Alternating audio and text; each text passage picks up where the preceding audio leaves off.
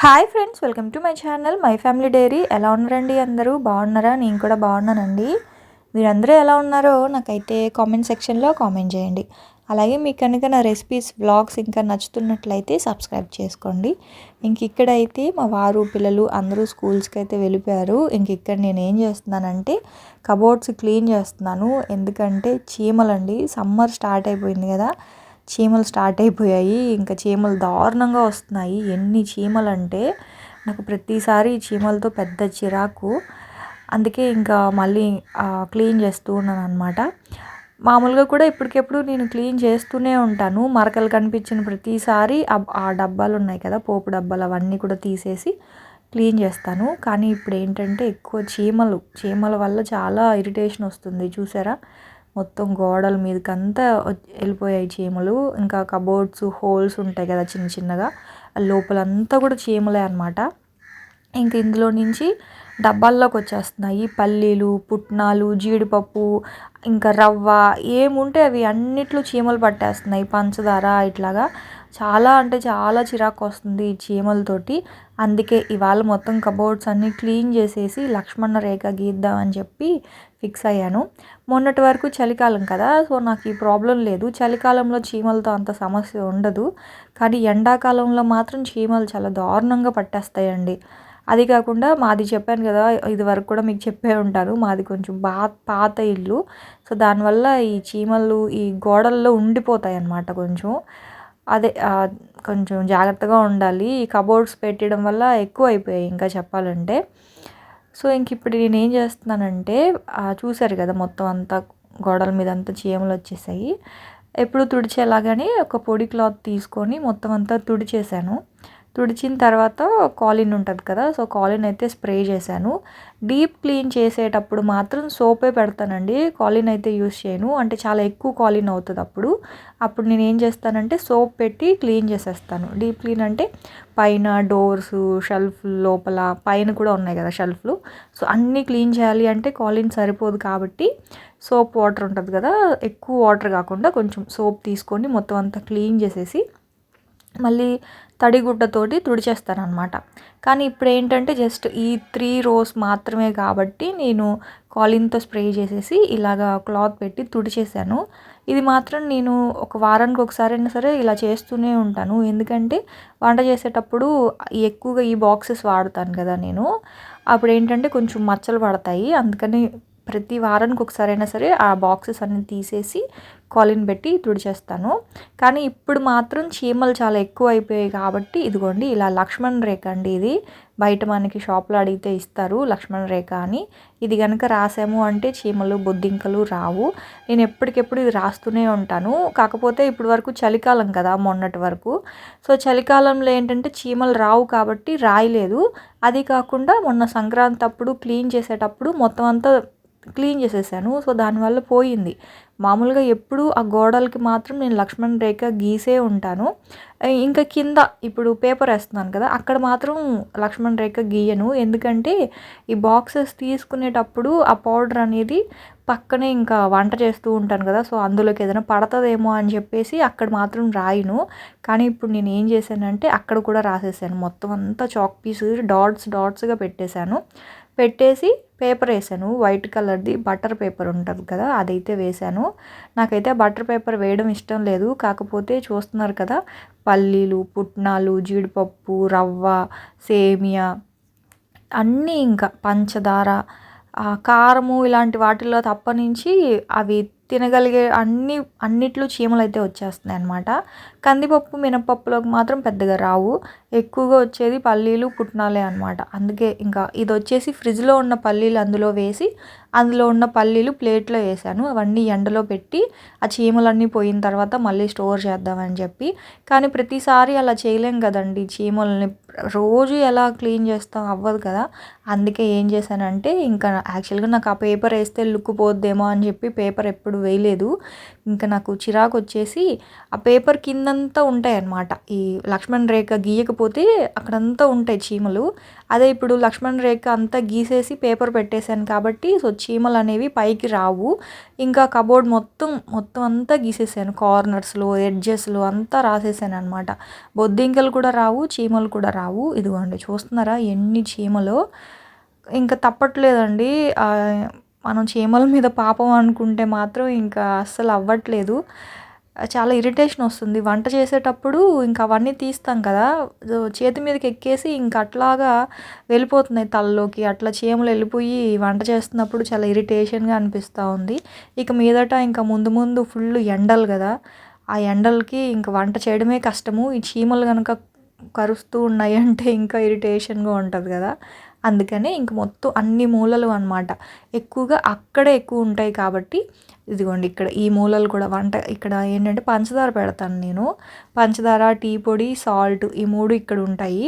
So ఇంకా ఇక్కడ కూడా చీమలు వచ్చేస్తున్నాయి. అందుకని మొత్తం అంతా తుడిచేసి కాలిన్ పెట్టేసి ఆ తర్వాత ఈ చాక్ పీసు లక్ష్మణ్ రేఖ అని అడిగితే ఇస్తారు బయట మనకి. ఇది హిట్ కూడా కొట్టాను. సో హిట్ ఏంటంటేనండి ఆ స్మెల్ నాకు అస్సలు పడట్లేదు. అదే కాకుండా స్టవ్ దగ్గర ఎక్కువగా హిట్ కొట్టకూడదు అని చెప్పారు. దోమలవి, బొద్దింకలవి హిట్ ఉంటుంది కదా, సో అదేంటంటే స్టవ్ దగ్గర కొడితే అది అంటే గ్యాస్ సిలిండర్ పేలుతుంది అట్లా అప్పట్లో అలా చెప్పారనమాట. సో నాకు అప్పటి నుంచి భయము. అందుకని హిట్ అనేది కబోర్డ్స్లో పెద్దగా వాడను. ఎప్పుడైనా ఒకవేళ హిట్ వాడినా సరే షెల్ఫ్లన్నీ ఓపెన్ చేసేస్తాను. కానీ అందుకే అది వాడడం ఆపేసి ఈ లక్ష్మణ్ రేఖే వేస్తున్నాను అనమాట. సో మొత్తానికి కిచెన్ అంతా క్లీన్ చేసేసాను. మళ్ళీ అంతా తడిగుడ్డు పెట్టి తుడిచేసి అక్కడంతా కూడా లక్ష్మణ్ రేఖ ఆ ఎడ్జెస్లో అంతా రాసేసాను అనమాట. సో ఇంక ఇప్పుడు ఇవన్నీ కూడా తీసుకెళ్ళి ఎండలో పెట్టాలి. చీమలన్నీ పోయిన తర్వాత మళ్ళీ స్టోర్ చేసుకుంటాను అనమాట బాక్సెస్లో. అయితే ఎక్కువగా వీటిల్లోనే ఉన్నాయి చీమలు. సో ఇంక అవన్నీ కూడా ఆ ఎండలో పెట్టేసి ఇంక నేనైతే ఫ్రెష్ అయిపోయాను. స్నానం అది చేసేసి ఇంక వంట చేస్తూ ఉన్నానండి. ఏంటంటే ఈ మధ్య అసలు టిఫిన్ అనేది స్కిప్ చేసేస్తున్నాను. రాగి జావ తాగేస్తున్నానా, ఇంక టిఫిన్ తినాలనిపించట్లేదు. ఇంకేదో పనిలో అంటే ఏదో ఒక పని పెట్టుకుంటున్నాను. ఇంక ఇవాళంతా ఈ క్లీనింగ్తోనే అయిపోయింది. సో ఇంక ఇప్పుడు ఏంటంటే ఇదిగోండి వంట చేసేసి త్వరగా భోంచేద్దాంలే అని చెప్పి ఇంకా పుదీనా పచ్చడి చేస్తున్నాను. పుదీనా పచ్చడి అలాగే మజ్జిగ పులుసు. నైట్కి ఏదైనా ఒక వేపుడు కనుక చేసుకుంటే ఇంకా ఇదే అనమాట మా నైట్కి కూడా డిన్నరు. ఇంకా వంకాయ, బంగాళదుంప ఏదైనా వేపుడు చేసేసుకుంటే సరిపోతుంది. అయితే కీరాతో చేస్తున్నాను మజ్జిగ పులుసు. వెజిటేబుల్స్తో చేస్తే చాలా బాగుంటుంది. కాకపోతే అన్ని ఎక్కువ వెజిటేబుల్స్ లేవు. అందుకని ఇదిగోండి ఈ కీర చాలా బాగుంటుందండి మజ్జిగ పులుసుని 2 రకాలుగా చేయొచ్చు. ఒకటి నార్మల్గా పోపు పెట్టేసి చేసే మజ్జిగ పులుసు, ఇంకొకటి అన్ని రకాల కాయగూరలు వేసుకొని శనగపిండి కూడా వేస్తారు మజ్జిగ పులుసులో. కాకపోతే మా వారికి శనగపిండి వేస్తే నచ్చదు, అందుకని చెప్పి ఇంకా నార్మల్ మజ్జిగ పులుసే చేస్తున్నాను. అలాగే పుదీనా పచ్చడి కూడా అనమాట. ఇదిగోండి ఇదొక 2 కట్టలు పుదీనాని నీట్గా కడిగేసి వాటర్ అంతా ఆరబెట్టేశాను అనమాట, వాటర్ ఏమీ లేకుండా. సో ఇప్పుడు కడాయిలో ఆయిల్ అయితే వేసుకుంటా ఉన్నాను. ఒక 2 స్పూన్ల వరకు అట్లా ఆయిల్ అయితే వేసుకొని ఇప్పుడు అందులో ఎండుమిర్చి అయితే వేసుకోవాలి. పచ్చిమిర్చితో కూడా చేస్తారు, కానీ నేను ఎండుమిర్చితో చేస్తున్నాను. ఒక 10-12 అలా ఉంటాయి అనుకోండి ఎండుమిర్చి, మీరు తినే కారాన్ని బట్టి. సో నేను కొంచెం కారం తింటాను, అంటే చింతపండు వేసుకుంటాం కదా, సో కారం ఉంటేనే బాగుంటుంది. 1 స్పూను ధనియాలు, 1 స్పూను ఇవి వచ్చేసి నువ్వులు, 1 స్పూన్ నువ్వులు, తెల్ల నువ్వులు, అలాగే 1 స్పూన్ ధనియాలు, ఒక 10-12 ఎండుమిరపకాయలు. సో ఇవన్నీ కూడా ఫ్రై చేసేసి ఒక ప్లేట్లోకి తీసేసుకోండి. జీలకర్ర కూడా వేసుకోండి, ఒక 1/2 స్పూన్ జీలకర్ర. కాకపోతే నా దగ్గర జీలకర్ర అయిపోయింది, జీలకర్ర పొడి ఉంది, వేయించిన జీలకర్ర పొడి. సో నేను ఒక 1/2 స్పూను జీలకర్ర పొడి అయితే వేసేసుకుంటున్నాను. ఇప్పుడు అవన్నీ తీసేసుకొని అదే కడాయిలో కడిగి పెట్టేసుకున్న ఈ ఆకు ఉంది కదా, పుదీనా ఆకంతా వేసేసుకొని ఇంక జీలకర్ర వేయలేదు కదా, అందుకని జీలకర్ర పొడి అయితే వేసేసాను. ఇంకా ఇదిగోండి చిన్న నిమ్మకాయ సైజ్ అంతా చింతపండుకి సరిపడా ఎండుమిర్చి వేసుకుంటే సరిపోతుందండి. పచ్చిమిర్చితో కూడా చేసుకోవచ్చు, కాకపోతే ఎండుమిర్చి అయితే ఒక 4 రోజులు నిలువ ఉంటుంది, బాగుంటుందండి పచ్చడి మాత్రం. ఇదిగోండి ఇంకా ఫైనల్గా వెల్లుల్లిపాయ ఒక 6-7 రెబ్బలు అలాగా వెల్లుల్లిపాయ అవంతా వేగుతూ ఉన్నాయి. ఇంక ఈ లోపల మజ్జిగ పులుసుకి అయితే తాలింపు అయితే పెట్టేసుకుంటున్నాను. ఆవాలు, మెంతులు, ఎండుమిర్చి, కరివేపాకు, పచ్చిమిరపకాయలు, పచ్చిమిరపకాయలు ఒక్కొక్కసారి పేస్ట్ చేస్తాను. ఒక్కొక్కసారి పేస్ట్ లేదు అనుకోండి ఇలా కట్ చేసేసేస్తాను పచ్చిమిర్చి. ఆ తర్వాత ఇంక మొత్తం అంతా పోపు ఇలా ఫ్రై అయిపోయిన తర్వాత ఒక పావు స్పూను పసుపు, రుచికి సరిపడా ఉప్పు అయితే వేసేసుకొని మొత్తం ఇలా మిక్స్ చేసేసుకొని ఇందాక కట్ చేసి పెట్టుకున్నాం కదా కీరా దోస ముక్కలన్నీ కూడా వేసేసి ఇంకా స్టవ్ ఆఫ్ చేయడమే అనమాట. ఇదిగోండి ఇది వచ్చేసి కొంచెం కొత్తిమీర, ఇంక ఇది వచ్చేసి కీరా ముక్కలు. మజ్జిగ పులుసులోనండి అంటే మజ్జిగ పులుసు అయినా అనొచ్చు, పెరుగు పులుసు అయినా అనొచ్చు. చిక్కగా చేస్తే పెరుగు పులుసు, కొంచెం పలచగా చేస్తే మజ్జిగ పులుసు. నేను కొంచెం పలచగానే చేసుకుంటాను, ఎందుకంటే అన్నంతో కలుపుకొని తినడానికి బాగుంటుంది కదా అని చెప్పి. ఇది ప్యాకెట్ పెరిగే ప్రస్తుతానికి ఇంట్లో తోడు పెడుతున్నాను, కాకపోతే ఇంక ఇవాళ పెట్టలేదు. సో ఇదిగోండి పెరుగు వేసేసి స్టవ్ ఆఫ్ చేసేయడమేనండి. అదే మీరు ఇందులో కనుక శనగపిండి వేశారనుకోండి, ఒక స్పూను లేదా 2 స్పూన్లు, అర లీటర్కి ఒక 2 స్పూన్లు శనగపిండిని వాటర్లో మిక్స్ చేసి అందులో కనుక వేసేసి సిమ్లో ఉడికించారు అనుకోండి, చిక్కగా ఉంటుంది. అదొక టేస్ట్ వస్తుంది అనమాట. కాకపోతే కీరా కాకుండా అన్ని రకాల వెజిటేబుల్స్ వేసుకోవచ్చు. క్యారెట్, కాలీఫ్లవరు, క్యాప్సికము ఇట్లాంటి వెజిటేబుల్స్ వేసుకొని శనగపిండి కనుక వేసి చేసుకుంటే చాలా బాగుంటుంది. చేసేదాన్నే, కాకపోతే ఇప్పుడు ఎక్కువ చేశాను కదా, సో నైట్కి కూడా మళ్ళీ మా వారు తినాలి కదా అని ఇంకా అలా చేయలేదు, ఇలాగే చేసేసాను. సో ఇంకా అదైతే అయిపోయింది మజ్జిగ పులుసు. చాలా ఈజీగా అయిపోతుంది మజ్జిగ పులుసు. నాకు చాలా ఇష్టం ఇలాంటి పచ్చళ్ళతోటి మజ్జిగ పులుసు ఉంటే బాగుంటుంది. సో ఇంకేంటి అంటే ఇప్పుడు ఇదంతా వేగిపోయింది కదా, ఫస్ట్ అయితే ఈ ఎండుమిరపకాయలు, ధనియాలు, చింతపండు ఇవన్నీ కూడా ఫ్రై చేసుకున్నాం కదా, దాన్ని పేస్ట్ చేసుకోవాలి. పేస్ట్ చేసుకున్న తర్వాత వేయించుకున్న పుదీనాను కూడా కలిపేసి ఇలాగ పచ్చడిలాగా చేసేసుకొని పోపు పెట్టుకొని పోపులో వేసేసుకోవడం అనమాట. పోపు పల్లి ఆయిల్తో కనుక పోపు పెట్టుకుంటే చాలా బాగుంటుందండి. ఏ పచ్చడైనా సరే స్టార్టింగ్ మీరు మామూలు ఆయిల్ వేసినా సరే లాస్ట్లో తాలింపు మాత్రం పల్లి ఆయిల్తో పెట్టుకోండి. చాలా అంటే చాలా బాగుంటుంది, మీ పచ్చడికి మంచి టేస్ట్ వస్తుంది.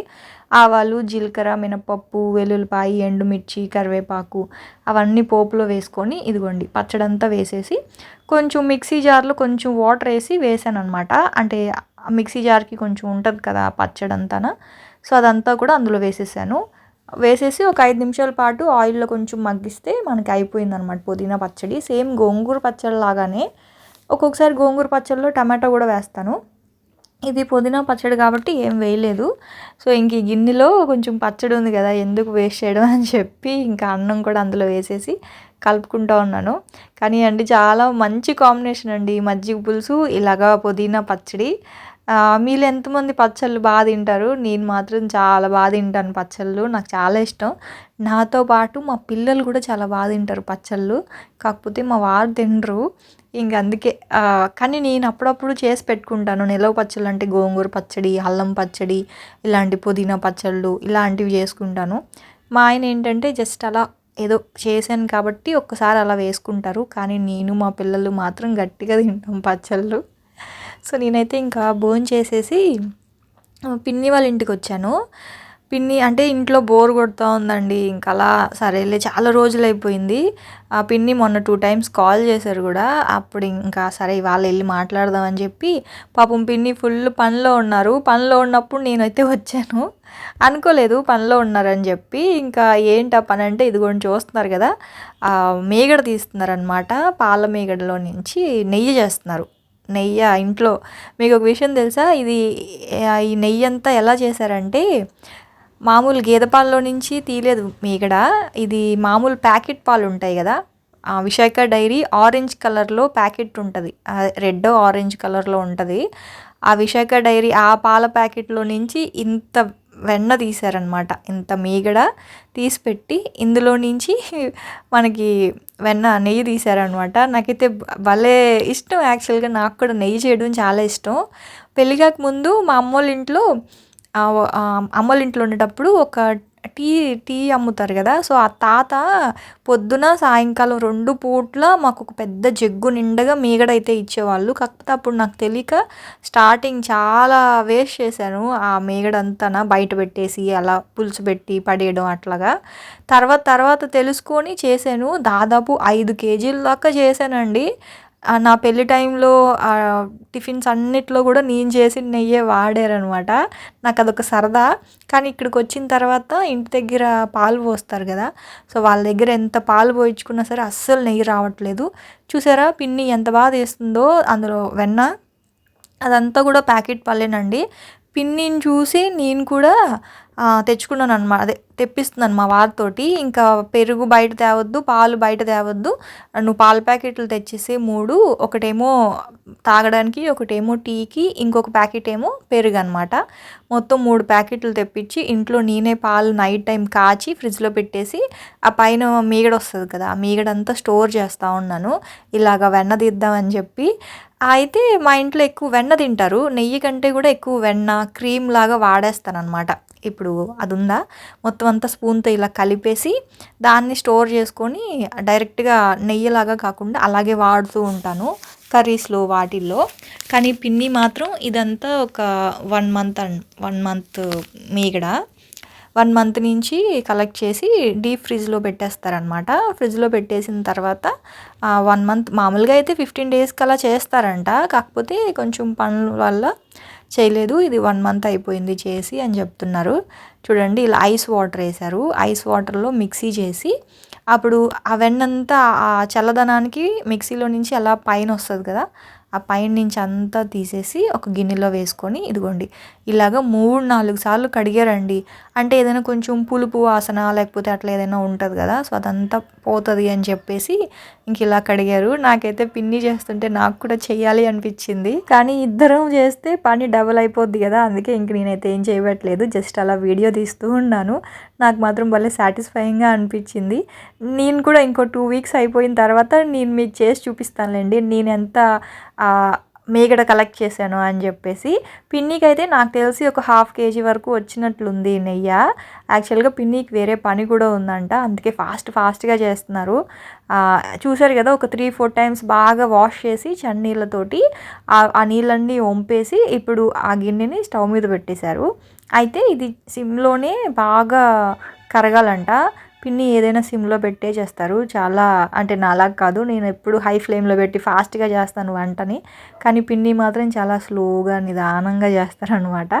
ఇంకా అది స్టవ్ మీద పెట్టేసి ఇంకా గిన్నెలన్నీ కొంచెం జిడ్డుగా ఉంటాయి కదా! కడిగేస్తా ఉన్నారు పనిలో పని. పిన్ని కూడా ఎప్పుడు పని అప్పుడు చేసేసుకుంటారు. అస్సలు లేజీ అన్న మాటే ఉండదు. ఇంకా నేనైనా ఈ యూట్యూబ్ వల్ల పూజలు అవి తగ్గించాను. పిన్ని అయితే రోజు 2 పూటల పూజ చేస్తారు. ఇల్లు ఎప్పుడు నీట్‌గా ఉంటది. ఆ పిన్ని వాళ్ళ ఇల్లు భలే ఉంటదండి. అంటే మొత్తం డైనింగ్ హాల్ సెపరేట్‌గా, హాల్ సెపరేట్‌గా, బెడ్‌రూమ్స్ కూడా చాలా పెద్దవి, బయట వరండా కూడా చాలా బావుంటది. నాకు చాలా ఇష్టం అనమాట. మా ఇంటికంటే కూడా పిన్ని వాళ్ళ ఇల్లు నాకు చాలా ఇష్టం. చాలా స్పేషియస్‌గా ఉంటది ఎంతమంది ఎళ్ళినా కూడా. ఈసారి మార్నింగ్ టైంలో మీకు చూపిస్తానులేండి పిన్ని వాళ్ళ ఇల్లు. బావుంటది. నీట్‌గా సర్దుకుంటారు. ఇంక ఇలా నాతో మాట్లాడుతూ పిన్ని అయితే గిన్నెలు కడిగేస్తా ఉన్నారు. అంటే చెప్పాను కదా! ఎప్పుడు పని అప్పుడు అయిపోతే బావుంటది అని చెప్పి ఇంక ఈవినింగ్ అయింది కదా! సో, పూజ చేసుకోవడం కోసం ఇంక త్వరగా గిన్నెలన్నీ కడిగేస్తున్నారు. సో, ఇదిగోండి మొత్తం వంటగదంతా కూడా ఇలా ఎప్పుడు క్లీన్‌గా ఉంచుకుంటారు. గిన్నెలన్నీ నీట్‌గా సర్దుకున్నారనమాట. అయితే పాపం పిన్ని ఏంటంటే నేను అనుకోకుండా వచ్చాను కదా! సో, కొంచెం చెప్పుండొచ్చు కదా భారతి అని చెప్పి అంటున్నారు. ఏముంది పిన్ని ఎప్పుడు మీరు నీట్‌గా ఉంచుకుంటారు కదా! అని చెప్తా ఉన్నాను. అయితే ఇంకా ఆ తర్వాత పిల్లలొచ్చేసారండి. నేనైతే పిల్లలొచ్చారు కదా అని ఇంకొచ్చేసాను నేను చెప్పాలంటే. ఆ తర్వాత వీడియో అంతా కూడా పిన్నియే తీశారు. నేనైతే ఇంక యాక్చువల్‌గా వీడియో ఊరికే తీశాను గానీ వీడియోలో పెడదాం అనుకోలేదు. వ్లాగ్‌లో యాడ్ చేద్దాం అనుకోలేదు. ఎందుకంటే ఫైనల్ అవుట్‌పుట్ నెయ్యి ఎలా వచ్చిందో మీకు చూపించకుండా ఎందుకులే అని. కానీ పాపం పిన్నికి అసలు వీడియో తీయడం రాకపోయినా సరే నా కోసం ఆ క్లిప్పింగ్స్ అన్నీ యాడ్ చేసి వాట్సాప్‌లో పంపించారు. నాకైతే భలే ఆనందం వేసింది. ఎందుకంటే నేను చేసే పనిని పిన్ని గౌరవించారు. అంటే ఇప్పుడు హాఫ్ వీడియో చేసినా వేస్టే కదా అని చెప్పి ఫైనల్‌గా ఇంక పిన్ని ఎలా చేస్తున్నారు అని చెప్పేసి అంకుల్ దగ్గర తీయించినట్టున్నారు. తీయించి మిగతా క్లిప్పింగ్స్ అన్నీ నాకు పంపించారు. నాకైతే భలే సంతోషం వేసింది నిజంగా చెప్పాలంటే. అంతే కదండీ! మనం చేసే పనిని పక్క వాళ్ళు గౌరవిస్తేనే కదా మనకొక ఆనందం. సో, ఇంక ఇక్కడ ఏంటంటే ఫైనల్‌గా పిన్ని మొత్తం అంతా సిమ్‌లో పెట్టి ఇదిగోండి ఇలా బాగా కలిపారు. కలపంగానే ఇలా నెయ్యి అయితే అయిపోయింది. ఇంట్లో చేసిన ఆ నెయ్యి అనమాట. అది కూడా ప్యాకెట్ పాల నుంచి వచ్చిన నెయ్యి.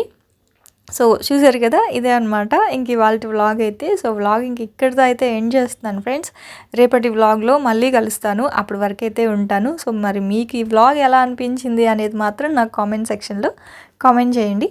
రేపటి వ్లాగ్ తోటి మళ్ళీ వస్తాను, అప్పటి వరకు ఉంటాను ఫ్రెండ్స్. మరి బాయ్ అండి, బాయ్.